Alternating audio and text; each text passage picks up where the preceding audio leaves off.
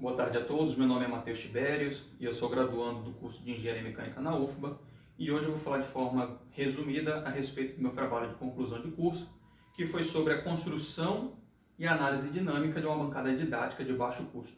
Mas antes de prosseguir, gostaria de agradecer ao professor Marco Túlio, que também foi meu orientador, pela oportunidade de poder gravar este vídeo. O trabalho, de forma resumida, pode ser dividido em 4 partes. A primeira sendo a construção da bancada em si, a segunda, o levantamento das frequências naturais amortecidas através dos ensaios experimentais, a terceira parte, o levantamento das frequências naturais e os modos de vibrar através da análise numérica, tendo como base os parâmetros de massa e geométricos da bancada. E, por fim, a comparação destes dois resultados, os resultados experimentais e os resultados teóricos. A construção da bancada, como pode ser vista aqui, ela não utilizou nenhum material de difícil aquisição, então apenas madeira, serras de corte manual, nada que não se possa encontrar em qualquer loja de material de construção. Esta bancada ela conta com 3 graus de liberdade, visto que é o número de coordenadas cinematicamente independentes necessários para descrever o movimento completo. Então, primeiro grau, segundo grau, terceiro grau de liberdade. Com relação à movimentação dela, ela foi construída da seguinte forma: imaginando o eixo X saindo da tela, o eixo Y na horizontal e o eixo Z na vertical, ela foi construída de forma que favoreça apenas a movimentação no eixo, na direção do eixo Y. E a movimentação dos outros eixos foi então desconsiderada.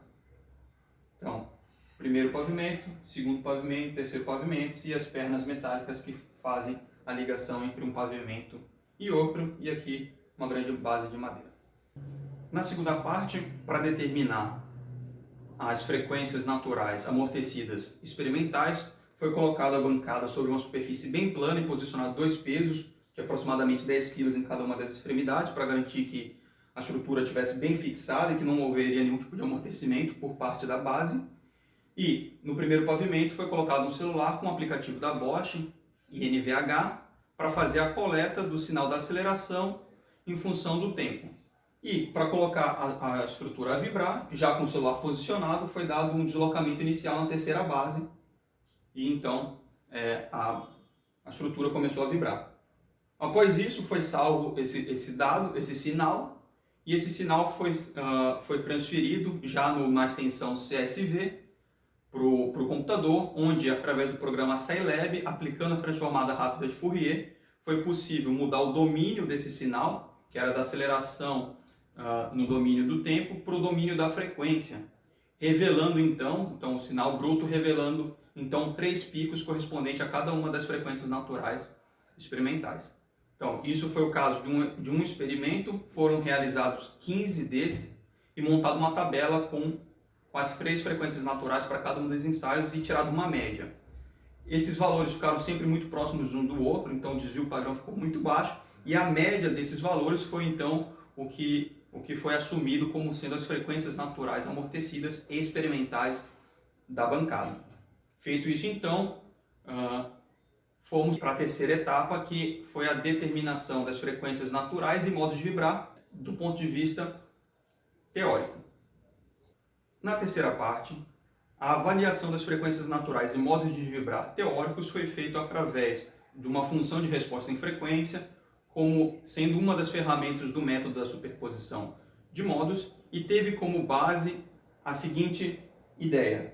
Então, o sistema contínuo da bancada real foi discretizado, então cada um desses pavimentos foi considerado como uma massa pontual, e cada massa pontual foi ligada por um elemento de mola e também já embutido um fator de amortecimento, visto que a bancada não fica oscilando de forma indefinida. A rigidez inicial foi calculada apenas usando as propriedades geométricas e os dados de material, apesar de que o tipo de aço específico não foi dado pelo fabricante, e isso é um ponto que eu vou falar mais à frente, e o amortecimento foi calculado através da matriz de Rayleigh, que teve seus parâmetros determinados, tendo como base a FFT da aceleração coletada nos 15 experimentos anteriores. Computando isso tudo junto, foi feito então esse levantamento das frequências teóricas. Antes de prosseguir para a última parte de comparação dos resultados, vale a pena observar que foi necessário fazer um ajuste desse modelo numérico, visto que o modelo numérico não leva em conta as imperfeições da estrutura real, como, por exemplo, o corte desses pavimentos. Procurou-se cortar de forma que eles tivessem o mesmo tamanho, mas sempre vai ter uma imperfeição. E também a própria medição do comprimento dessas pernas aqui vai ter um erro embutido, além também de características relacionadas à fixação. Então, pequenos erros, pequenas divergências sempre vão ocorrer por conta desses aspectos construtivos da bancada. Então, o ajuste foi feito através da variação da espessura da perna, visto que esse termo, no cálculo do momento de inércia, que vai ser importante para a determinação da rigidez, é elevado ao cubo, então é um termo de alta sensibilidade. E outras coisas também foram necessárias de se adotar. Como eu tinha falado anteriormente, o caso do modo de elasticidade do aço. O fabricante apenas disse que é um aço, não diz qual tipo de aço especificamente. Então, foi necessário fazer alguns testes no Scilab, onde foi feita essa parte da computação, até se encontrar um valor que desse uma maior convergência entre os dados teóricos e os experimentais. Dito isso, passamos para a parte final da comparação dos resultados. As frequências naturais experimentais e as frequências naturais teóricas apresentaram uma excelente convergência entre si. Os erros máximos entre uma frequência e outra ficou na casa dos 3%, o que, dado os aspectos tratados anteriormente, é um valor muito bom.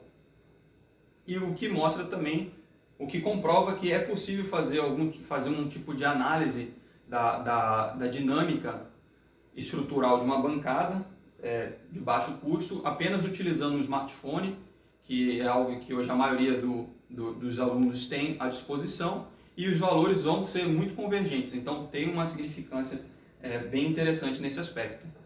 Outro ponto é que a bancada ela poderia ser modificada, então é possível colocar uma massa maior sobre o segundo pavimento, colocar uma outra massa no terceiro pavimento ou no primeiro pavimento e fazer a coleta e fazer a observação de como as frequências naturais vão mudar. Então é algo que dá para a pessoa ali ficar brincando e ir aprendendo, observando como que vai mudar o comportamento da bancada ao fazer essas alterações.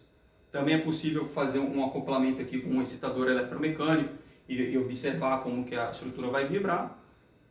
Por fim, eu só faço uma observação com relação a FFT e FRF, que falando pode parecer muito simples, mas que a matemática por trás dessas equações, dessas operações é bem complexa, mas eu acredito que para o engenheiro mais importante do que se fixar muito a fórmula é saber usar as ferramentas. Hoje em dia, com o uso de Scilab, MATLAB, esses cálculos são muito facilitados, é interpretar o resultado. Isso seria o mais importante. E plotando o gráfico da FRF e FFT, por mais que sejam coisas diferentes, é possível observar a posição dos picos em posições muito próximas uma da outra e também a proporção entre um pico e outro. Com isso mostra resultados realmente muito convergentes. Então, eu acho que isso resume o que eu fiz no meu trabalho. Espero que tenham achado interessante e muito obrigado para quem assistiu até aqui.